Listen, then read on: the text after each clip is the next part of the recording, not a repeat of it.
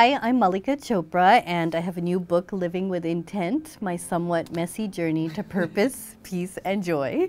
And I'm here with my friend Gretchen Rubin. I loved, of course, her book, The Happiness Project, but you have a new book, Better Than Before, coming out. So thank you for joining me today. We had a great coffee about a year ago, Yes, where we talked about intents and habits, Yes. and I always remember that as a fun conversation. Yeah. So I wanted to begin, what does living with intent mean for you? What does it mean for you? Well, I really think it's that you're exactly right. It's sort of the key to everything, because it's so easy to just be drifting around and kind of do what people expect of you or what you think you ought to do, or not really think about how your life is unfolding. But once you just take the time to really ask yourself, like, what do I really like? What am I really interested in? What really works for me? It's not that hard then to bring your life into a better match. And that's when I think people are happier and healthier and more productive, when their life reflects their own interests, their own values, their own nature, not just sort of whatever's floating around that they grab onto, which, you know, I certainly did for a long time. I kind of came up with this acronym around INTENT, incubate, notice, Yeah. trust, express, nurture, and then take action.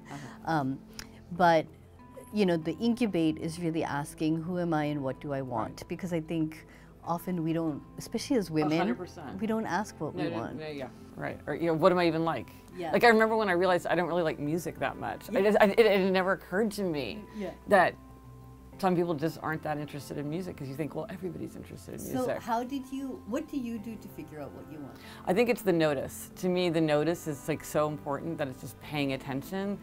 Because again, it's so easy to be distracted and not really think, like morning person, night person. Because in my habits, I'm always talking to people about their habits, and I've noticed that so many people who I know well, like these people can't, you know, they can't fool me. That really hardcore night people will say to me over and over, "Well, I'm going to get up early and start running," Yeah. and I'm like, "Why would you? Like, that's not going to work for you." I get why it makes sense, like on paper. It makes sense. Yeah. It's not going to work for you. So you've got to notice that about yourself and say, whenever I've exercised in the past, when I exercised in college, I exercised after dinner. I mean, you have to really think about what's true for you and how can you have that reflected in the decisions that you make. So when you and I met last year, honestly, I thought we'll meet and we'll be so similar. Like, we're very, you know, similar aged, both have daughters, Right. like, you know, kind of similar life Writers. paths in Yeah. some way. And I realized in that conversation we were so completely different in terms of what drove us, and then also in terms of habits. Because I remember we had this conversation, you know, for you, if you decide to do something, you Yeah. do it. Yeah. Whereas with me, it's like a constant struggle, Yes. and, you know, I look Right. for affirmation from other people and Right. things like that. So Right.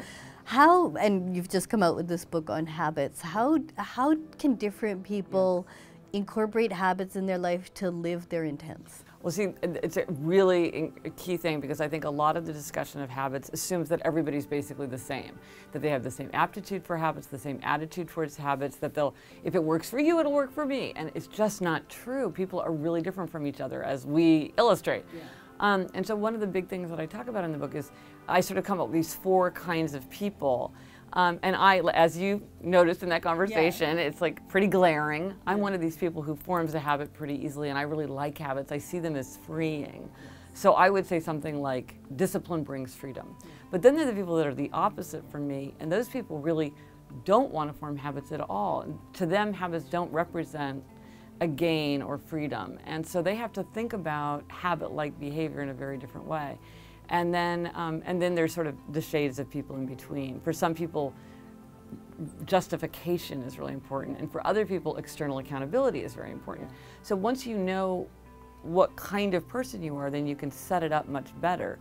So for many people, external accountability is key. And like a friend of mine said, when I was in high school on the track team, I never missed track practice, but I can't go running now. Yeah. It's because when there was a team, when there was a coach, she was absolutely reliable. I'm finding that with a group of friends right now, because like we're going to an exercise class together, and if I don't show up, then I feel like, well, they made the commitment, I'm letting them down. Okay, so you're probably an obliger. That's the category. It's a huge category. Many, many people are in that category.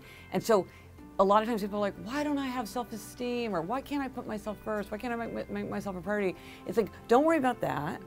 Just say like, I need to go with friends. I need a teacher who's going to notice if I don't show up. I need to have to pay a late fee. I need to be a role model for someone else. And when that external accountability is there, then the action flows from it. So again, like back to this idea of intent, once you understand what you're like, you can set it up in a way so that you are able to meet those intents for yourself, so that you're not chronically kind of butting your head against the wall or trying something that just never really works. You can figure out the thing that is going to allow you to really carry through successfully.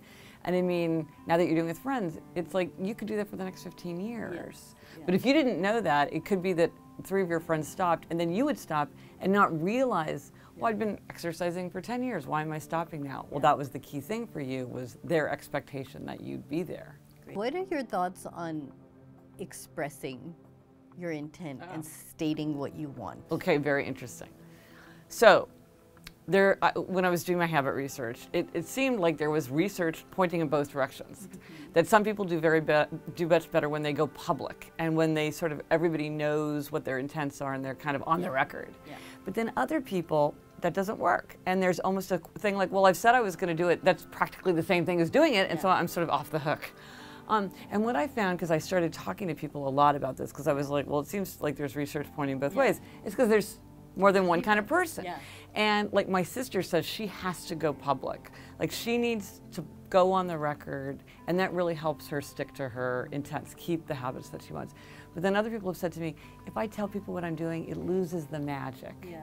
I don't like for people to know. And one person even said like she'd successfully given up sugar for like 6 months, but then for some reason she told some people, and then she wasn't able to stick to it anymore. So again, it's back to this idea of notice. Yeah. Like, when do you succeed? What works for you? And just because some expert says, oh, it's much better to go, go bold with it, that might not work for you. And it's so interesting because I was thinking about that per earlier conversation I had, which is, I think I started intent.com in many ways because I'm the person who feels like I need to state it, I need to get support, like it's so part of my way of living. No, I think a lot of people do things like that, and it's smart because now you feel you have accountability and also sort of a responsibility because all these people are looking to you or learning from you, and so it's really a good way to do it. I mean, even if you just started like a Facebook page with 5 friends, it could be sort of the same,